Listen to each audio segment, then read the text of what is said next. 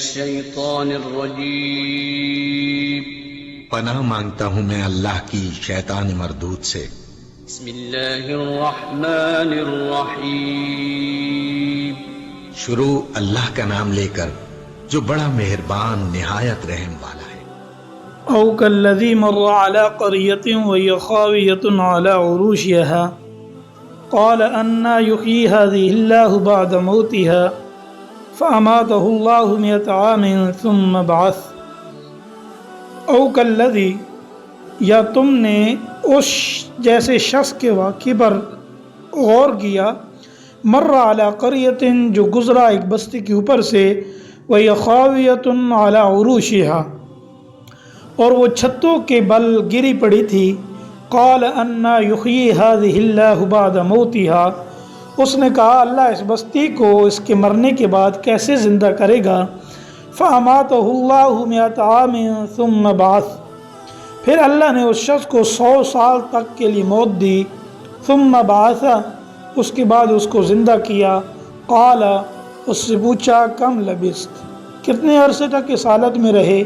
قال، تو وہ کہنے لگا لبثت یوما او بعض یوم، کہ ایک دن یا دن کا کچھ حصہ۔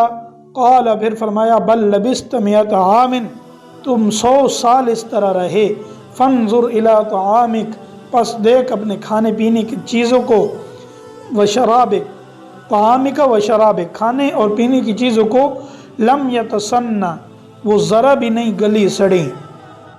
وانظر الی حمارک، اور دوسری طرف اپنے گدھے کو دیکھ، وَلِنَجْعَلَكَ آیَةً لِلنَّاسِ، اور یہ ہم نے اس لیے کیا کہ ہم تمہیں لوگوں کے لیے اپنی قدرت کا ایک نشان بنا دیں۔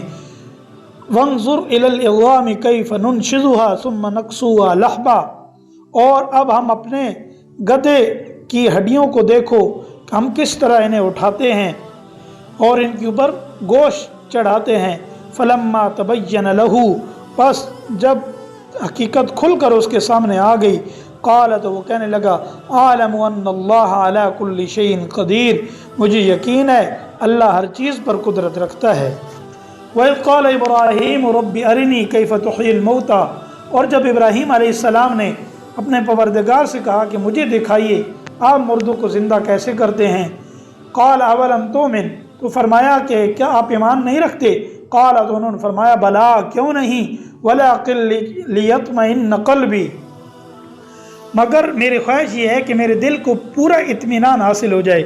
قال فخذ 4 من الطیر، اللہ نے فرمایا اچھا تو 4 پرندے لے، فصرهن الیک، اور انہیں اپنے ساتھ مانوس کر، ثم اجعل على كل جبل منهن جزءا ثم ادعوهن یاتینک سعیا، پھر ان کو ذبح کر کے ان کا ایک ایک حصہ علیحدہ علیحدہ پہاڑ پر رکھ دو، پھر ان کو بلاؤ، وہ چاروں تمہارے پاس دوڑتے ہوئے چلے آئیں گے۔ وَعْلَمْ أَنَّ اللَّهَ عَزِيزٌ حَكِيمٌ، اور جان رکھو اللہ پوری طرح صاحب اقتدار بھی ہے اور اعلیٰ درجے کی حکمت والا بھی ہے۔ ماقبل آیات کے اندر، پہلی آیات کے اندر جس واقعے کا ذکر ہے وہ ایک ایسی بستی کا ذکر ہے جو مکمل طور پر تباہ ہو چکی تھی، اس کے تمام باشندے مر کھپ چکے تھے اور مکانات چھتوں سمیت گر کر مٹی میں مل گئے۔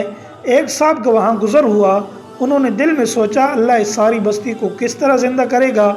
بظاہر اس سوچ کا منشا خدا نخواستہ کوئی شک کرنا نہیں تھا بلکہ حیرت کا اظہار تھا۔ اللہ تعالیٰ انہیں اپنی قدرت کا مشاہدہ اس طرح کروایا جس کا پورا ذکر اس آیت کے اندر ہے۔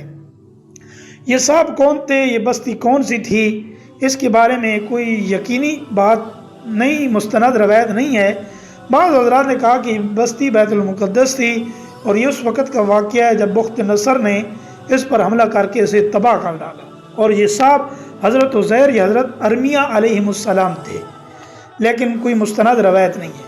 اور آخری چیز یہ، اس سوال جواب میں اللہ تعالیٰ نے یہ بات صاف کر دی کہ حضرت ابراہیم علیہ السلام کی فرمائش خدا نخواستہ کسی شک کی وجہ سے نہیں تھی، انہیں اللہ تعالیٰ کی قدرت کاملہ پر پورا یقین تھا، لیکن صرف اطمینان قلب کے لیے یہ کام انہوں نے کیا۔